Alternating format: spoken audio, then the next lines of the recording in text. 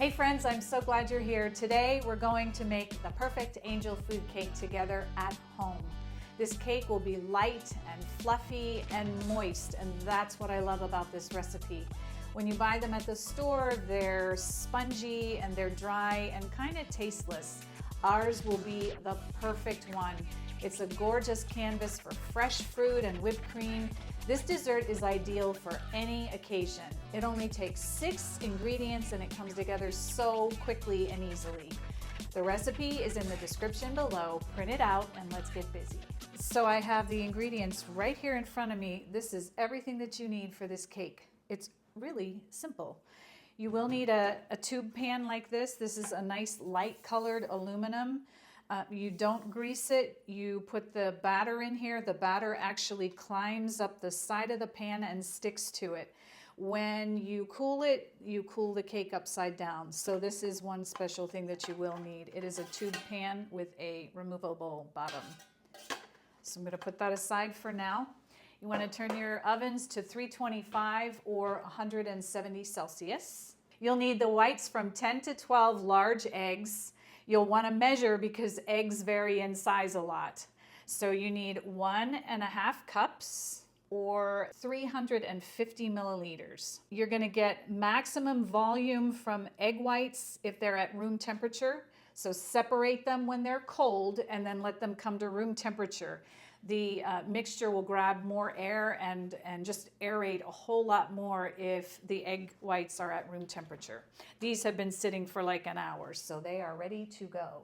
Next, you need some granulated sugar, but you want extra fine sugar. You need 1 3/4 cup or 350 grams. If you don't have fine sugar, you can pulse it in your food processor. That's actually what I did. So once you get it pulsed, or if you have it, you need 1 cup that you're going to put aside. This is going to go into our meringue. And the 3/4 cup, you're going to put that aside. That's going to be mixed in dry later.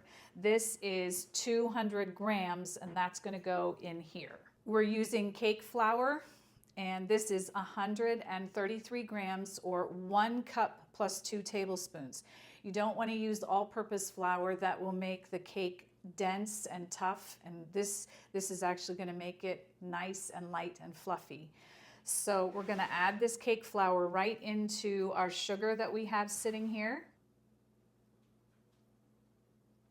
along with 1/4 teaspoon of sea salt. This is extra fine sea salt. I wish you could see. Let's see if I can just get you a little bit of a look how fine this is. This is like super, super fine. And again, we're going for light texture even in the granules of our salt and our sugar. Now we're going to whisk that together. Now we're going to add 1.5 teaspoons of cream of tartar into our egg white mixture. That is 5 grams. This is an acid, and this is actually going to give us volume and lift in those egg whites as they whip. I'm turning this on just to stir. If you're hand mixing, you'll just do really slow. That just gives the egg whites just a chance to break up. Just give them like a few seconds. And then you want to turn it up to low speed. Give it about a minute. You're watching for it to become frothy and bubbly.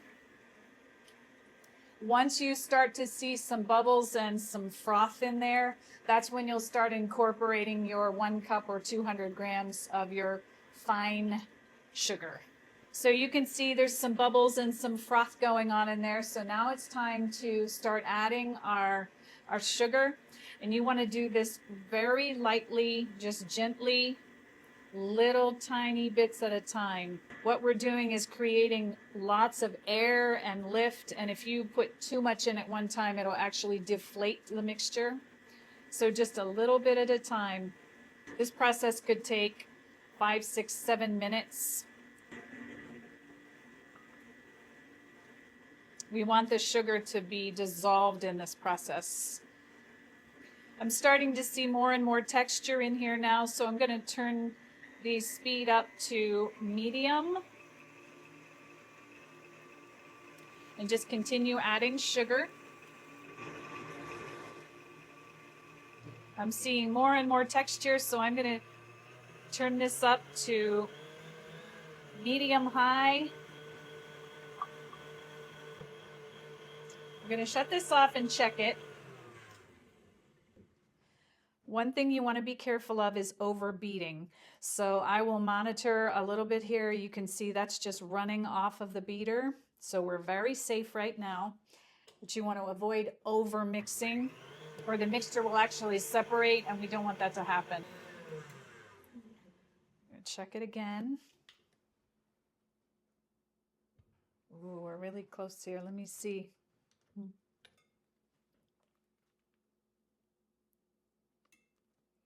That's so pretty. Okay, that is a soft peak. See how it kind of droops? We're looking for a stiff peak that'll just stand right up. This is really close. I'm going to take advantage of the mixer, the beater being off here, and I'm just going to grab everything that's on the sides and on the bottom. One last little whip, and this should be done.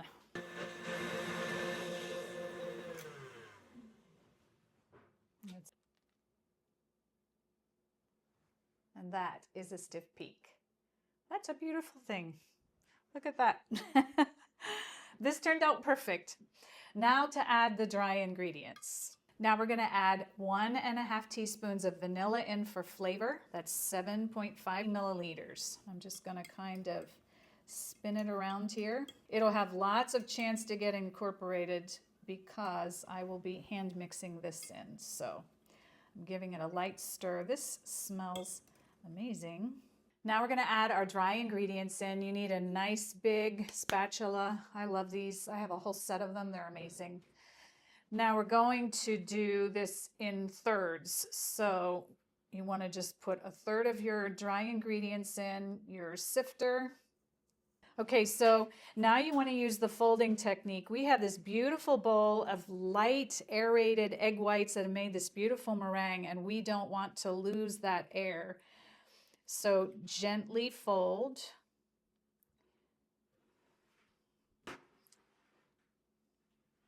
That's why we don't add all of the dry ingredients at one time, because it would just deflate the mixture. So you just do it a little bit at a time. Go down to the bottom, fold up and over. It helps just to spin the bowl and just keep doing that until you see all of the dry ingredients incorporated before you add your next bit, being as gentle as you can.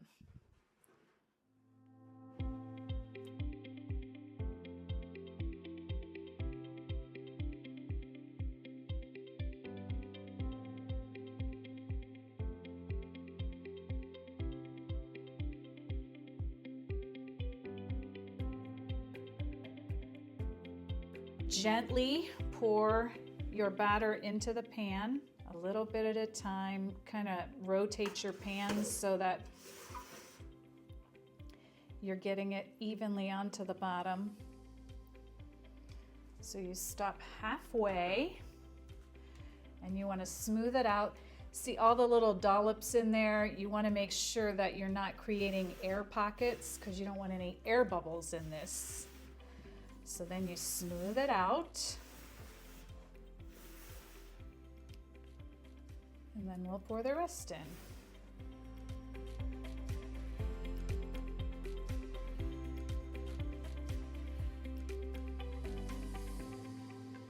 Now I'm going to use an offset spatula, and I'm just going to spread this as evenly as I can, smooth it out, and then it's ready to go in the oven.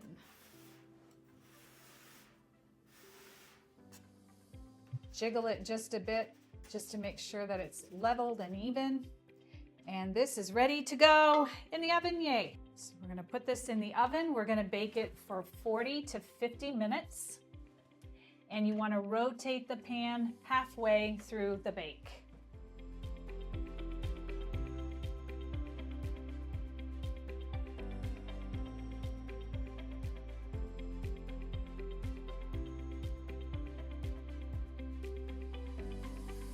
Okay, so I'm going to take a peek. I actually can pull this right out. Look at that. It's beautiful.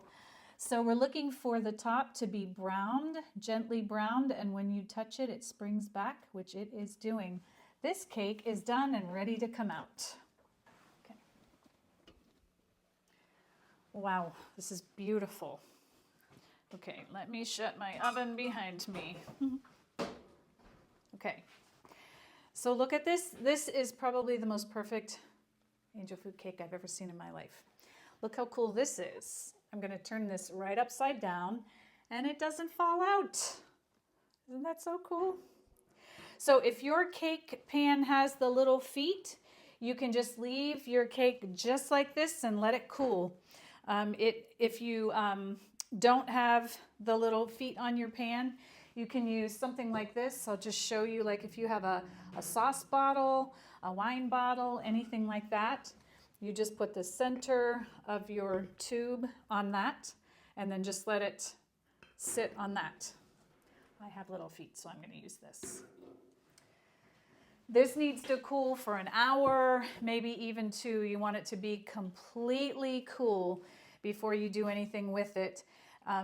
This is filled with lots of little air bubbles, and we want them to just stay and not compress and collapse. So this is the best way for it to cool. Just let it be for a little while and I'll see you back here soon. I'm going to put this aside and we're going to make some whipping cream. Homemade. It goes really fast, so get ready. Here we go.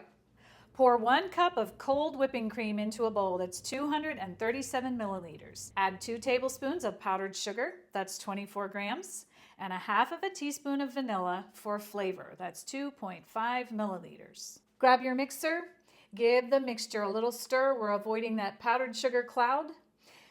Then turn your mixer on to low speed. Once you see it really get incorporated, turn it up to high speed and mix until you see stiff peaks, checking often. Let's check this. And that's what we're looking for, a nice stiff peak. That is a beautiful bowl of whipped cream. The cake is now nice and cool. I'm super excited to get this out and have a look at it. So the first thing you want to do is loosen the cake from the edges. I'm using an offset spatula. Just slide it down along the edge to the bottom and work your way the whole way around. You want something really thin and really flat. You don't want to tear your cake as you're doing this.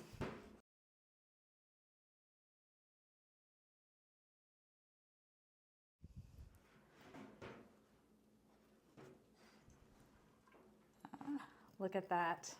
Just gently hit the center, just a tiny bit.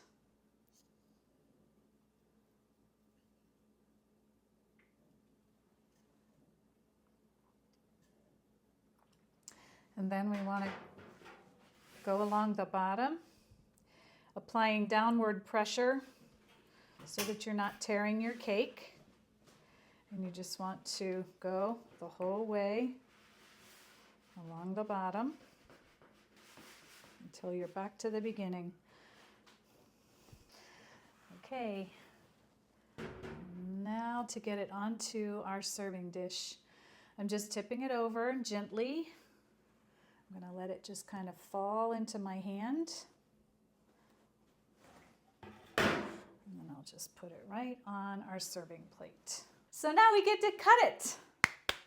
The best way to cut an angel food cake is use a nice sharp serrated edge. And you just want to put your blade this way. You don't want to push down on it because this will compress. So you just want to start in the center. Work your way out.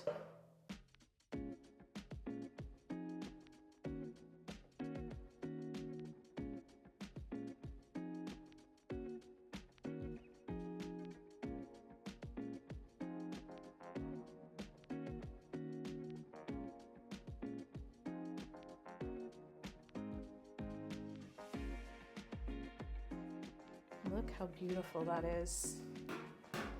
Look at this texture. Look at that. It's absolutely gorgeous. It's pillow-like. And look at this.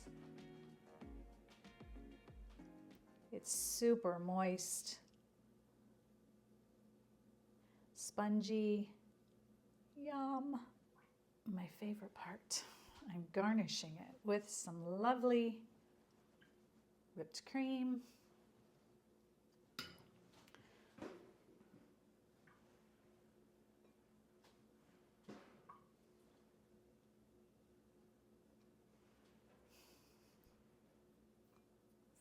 So pretty. And I am going to try a bite. This melts in your mouth. It is so moist and tender. It's lightly sweet. It's so, so good. This is like just pillowy soft. I can't say enough. It's just a delightful dessert. So this was fun. I enjoyed spending time with you. I hope you enjoyed learning how to make this classic dessert. If you want to learn how to make another classic dessert, check out my German chocolate cake. I will see you there.